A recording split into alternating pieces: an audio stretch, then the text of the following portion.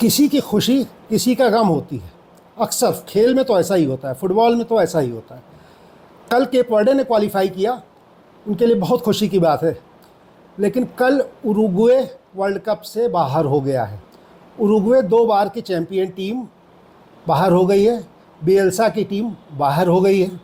वो टीम जिससे वालवर्डे खेलते हैं, जिससे डार्विन नूनियस खेलते हैं, जिससे अराउहो खेलते हैं, वो टीम बाहर हो गई है। अब उरुग्वे जैसे फुटबॉलिंग नेशन से अगर वो फर्स्ट राउंड को भी क्लियर नहीं करेगा, ग्रुप स्टेज से भी आगे नहीं बढ़ेगा, और इतनी हाइप के बाद, तो निश्चित रूप से सवाल उठेंगे और उठ रहे हैं।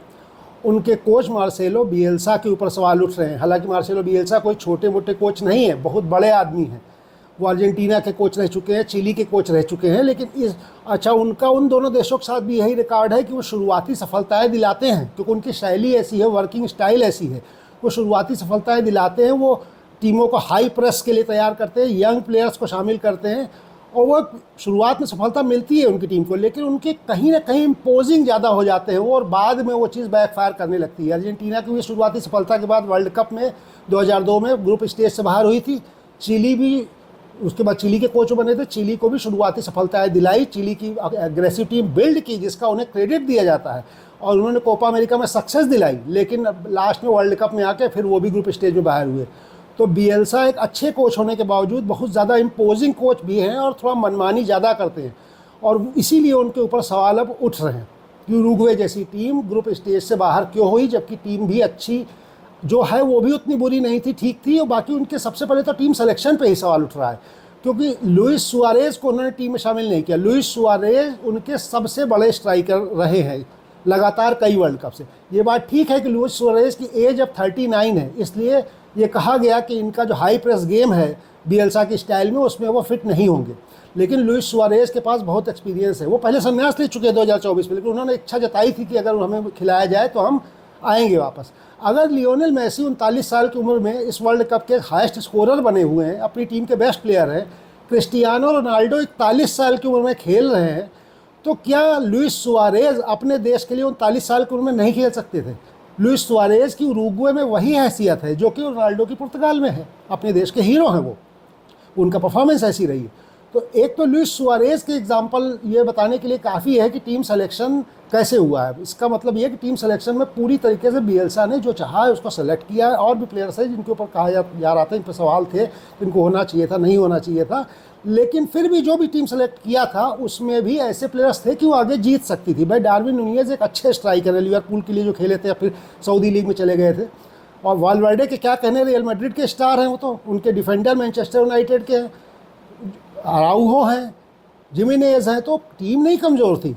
लेकिन टीम ने ये भी खबर आ रही थी कि इस बीच में कोई मनमुटाव भी टीम में चल रहा था भीतर। अब मनमुटाव ना हो टीम में, इसकी जिम्मेदारी किसकी है? इसकी जिम्मेदारी फुटबॉल में मैनेजर की है। माहौल तो मैनेजर ही बनाएगा। जर्गन क्लॉप ने जो लिवरपूल के कोच थे, उस टीम को कैसा बना दिया था कि एकदम परिवार बना दिया था, और वही टीम जर्गन क्लॉप के जाने के बाद अर्ने स्लॉट आई तो टूट गई। तो मैनेजर बहुत बड़ी चीज़ है फुटबॉल में, सब कुछ है, वो सारे डिसीजन लेगा, वही कोच है, वही उनका गुरु है, वही उनका दोस्त है, सब कुछ है वो। और इसलिए अगर टीम में मनमुटाव है तो उसकी सीधी जिम्मेदारी जाएगी कोच के ऊपर। लुइस सुआरेज पहले एक बार ये आरोप लगा भी चुके हैं कि टीम बट रही है। हालांकि अच्छे कोच हैं बियल्सा, लेकिन जो परिणाम सामने आया है, यहाँ तक कि बियल्सा ने खुद भी कहा था कि जो टीम मैंने चुनी है वो रिस्क लिया है, हो सकता है कि सफल हो और हो सकता है गलत साबित हो और मुझे बाद में सवालों के जवाब देने पड़े। लेकिन आखिर हुआ वही, उन्हें सवालों के जवाब अब देने पड़ रहे हैं। और वो इतना झल्ला गए कि मैच के बाद प्रेस कॉन्फ्रेंस के समय एक पत्रकार के ऊपर चिल्ला उठे। वो इतना झल्ला गए क्योंकि वो जान रहे हैं कि अब सारी बंदूक की सारी नलियाँ उन्हीं की तरफ हैं।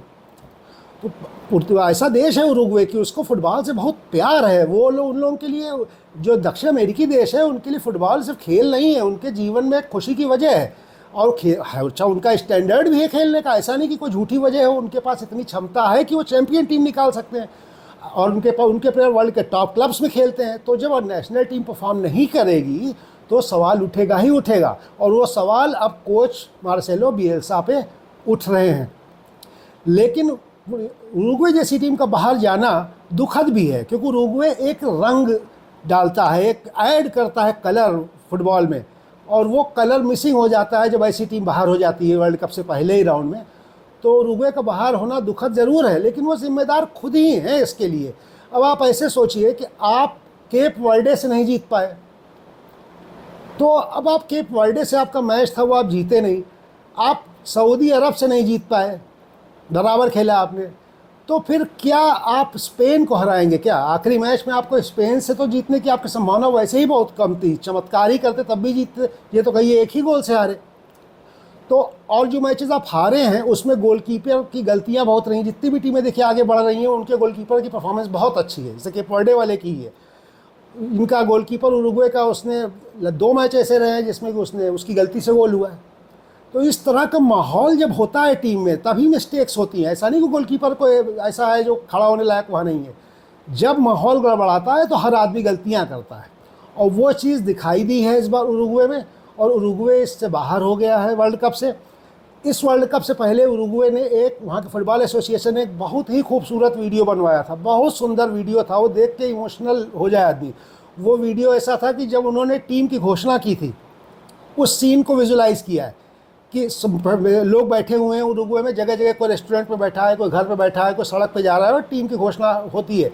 तो एक एक प्लेयर का नाम कैसे आता है, तो पता चला कोई देख रहा है अपनी उसकी टीवी में नाम लिख के आ गया, कोई है जो मेन्यू है उसका रेस्टोरेंट का उसके ऊपर नाम लिख के आ गया।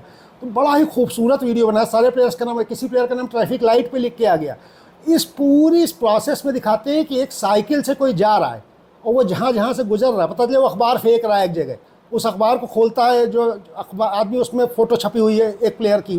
तो जितने लोग सेलेक्ट हुए थे उनको इस ढंग से इंट्रोड्यूस किया था गया था, और वो एक साइकिल वाला घूमता है सब जगह, और वो इस तरह से चीज़ें होती हैं। और लास्ट में वो साइकिल वाला का चेहरा दिखाते हैं, वो साइकिल वाला कोई और नहीं, मार्सेलो बिएल्सा निकलते हैं। मतलब बिएल्सा ने खुद ही शूटिंग की थी उस जो बनाया गया था, जो वीडियो बनाया गया था, और वो वीडियो बहुत ही खूबसूरत था, इसमें दो राय नहीं है।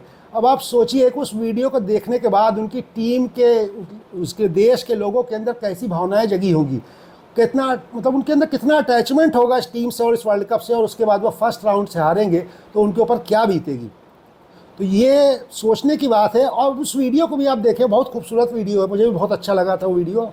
लेकिन अब एनालाइज़ कीजिए आप तो ये पाएंगे कि उस वीडियो में कोई प्लेयर नहीं है, उस में सिर्फ प्लेयर्स के नाम और फोटो आते हैं, उस प्लेयर सिर्फ बिएल्सा हैं यानी बिएल्सा ही हीरो हैं, बिएल्सा ही सब कुछ हैं, बाकी सब लोग को बस वो उनकी कृपा से हैं एक तरीके से।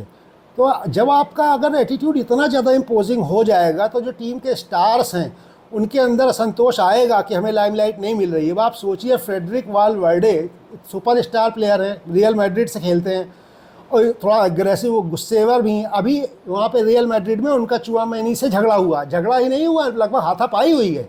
तो गुस्सेवर तो हैं ही। अब वो वहाँ आए हैं, ऐसी खबर आ रही थी कि वो भी नाराज़ चल रहे हैं टीम में।